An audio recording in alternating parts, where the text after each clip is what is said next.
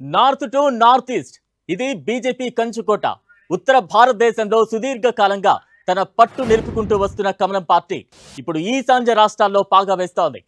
అసోంలో ముందు నుంచి చెప్పినట్లుగానే మరోసారి గ్రాండ్ విక్టరీ కొట్టింది. హ్యాట్రిక్ విజయాన్ని నమోదు చేసింది. అసెంబ్లీ స్థానాలు 126 ఉండగా ఇందులో ఏకంగా సెంచరీ దాటేసింది.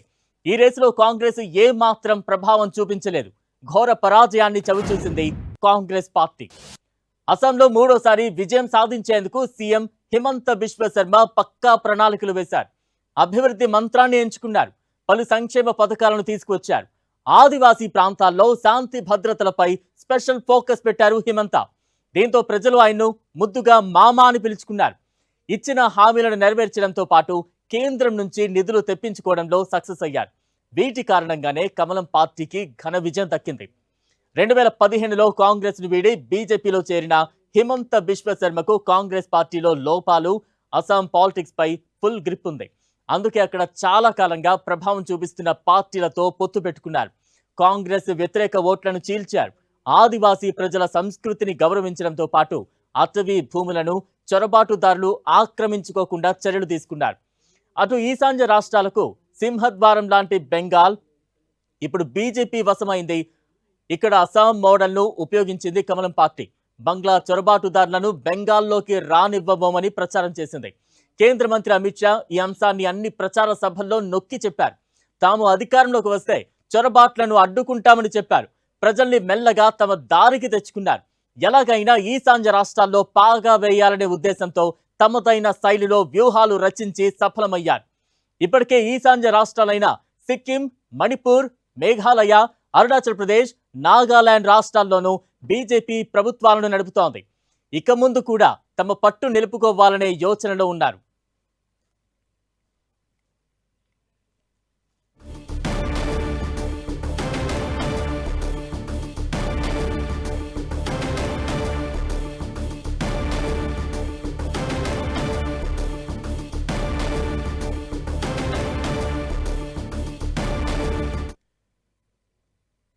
అసోంలో మరోసారి బీజేపీ గ్రాండ్ విక్టరీ కొట్టింది.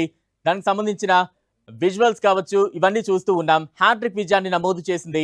ఉత్తర భారతదేశంలో సుదీర్ఘ కాలంగా తన పట్టు నిలుపుకుంటూ వస్తున్న కమలం పార్టీ ఇప్పుడు ఈశాన్య రాష్ట్రాల్లో పాగా వేస్తూ ఉంది. అసోంలో ముందు నుంచి కూడా చెప్పినట్లుగానే మరోసారి గ్రాండ్ విక్టరీ కొట్టింది. అస్సాం మోడల్ ని ప్రయోగించింది కమలం పార్టీ. ఆ మోడల్ ని వెస్ట్ బెంగాల్లో ఇంప్లిమెంట్ చేసే ప్రయత్నం చేయడంతో వెస్ట్ బెంగాల్లో కూడా భారీ విజయాన్ని నమోదు చేసింది బీజేపీ. అసెంబ్లీ స్థానాలు 126 ఉండగా అస్సాంలో ఇందులో ఏకంగా ఇప్పటికే సెంచరీ దాటిన సిచ్యువేషన్ ఉంది. అయితే ఈ రేసులో కాంగ్రెస్ ఏ మాత్రం ఎక్కడా ప్రభావం చూపించలేకపోతోంది. ఘోర పరాజయాన్నే నమోదు చేసుకుంటోంది కాంగ్రెస్ పార్టీ. అస్సాంలో మూడోసారి విజయం సాధించేందుకు సీఎం హిమంత బిశ్వ శర్మ పక్కా ప్రణాళికలు రచించారు. అభివృద్ధి మంత్రాన్నే ఎంచుకున్నారు. పలు సంక్షేమ పథకాలను తీసుకువచ్చారు. ఆదివాసీ ప్రాంతాల్లో శాంతి భద్రతలపై స్పెషల్ ఫోకస్ పెట్టారు. దీంతో ప్రజలు ఆయన్ను ముద్దుగా మామా అని పిలుస్తూ ఉంటారు. ఇచ్చిన హామీలను నెరవేర్చడంతో పాటు కేంద్రం నుంచి నిధులు తెప్పించుకోవడంలో కూడా సక్సెస్ అయ్యారు. వీటి కారణంగానే కమలం పార్టీకి అక్కడ ఘన విజయం దక్కిందని చెప్పాలి. ఇక 2015లో కాంగ్రెస్ ను వీడి బీజేపీలో చేరారు హిమంత బిశ్వ శర్మ. అయితే కాంగ్రెస్ పార్టీలో ఉన్న లోపాలు కావచ్చు, అస్సాం పాలిటిక్స్ పై ఆయనకున్న గ్రిప్ కావచ్చు, ఇవన్నీ కూడా చాలా కలిసి వచ్చాయని చెప్పాలి. అందుకే అక్కడ చాలా కాలంగా ప్రభావం చూపిస్తున్న పార్టీలతో పొత్తు పెట్టుకున్నారు.